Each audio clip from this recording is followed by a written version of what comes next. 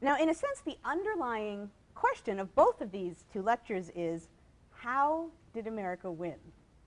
That's the real question. How in the world did America win? Even to people at the time, this hardly seemed like the most probable outcome of this conflict when it was undertaken. And what we're going to be seeing today and on Tuesday is that America's victory in the end was the result of a combination of factors. I'm going to talk about a number of them at the beginning of the lecture and then head off into battles now that we have sort of gotten an understanding of some of the major complications and factors, really complicating things for the British more than anything else. But I'll start out here just by listing some of the things I'm going to be talking about briefly here at the outset of the lecture. So, combination of factors that help decide the outcome of the war.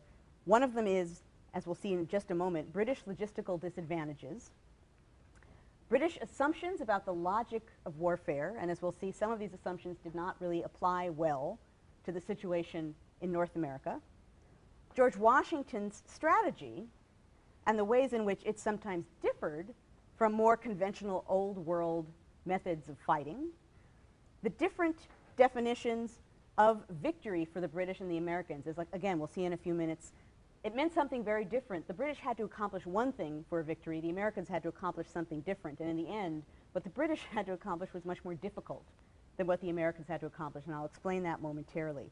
So, British logistical disadvantages, British assumptions about the logic of warfare, George Washington's strategy, and the different definitions of victory for the British and the Americans are some of the factors that helped decide the outcome of the war in favor of the Americans. Now, what I'm not going to go into here, and I will go into it on Tuesday, which is another major factor that helped the Americans win the war, that's the French. That's actually the French joining the war on the side of the Americans. That has a huge impact for a whole bunch of reasons, as I'll talk about next week. I'm not going to go into that into detail now, but I will say that it's hard to imagine the Americans really winning the war without the assistance of the French, and we'll see that play out on Tuesday.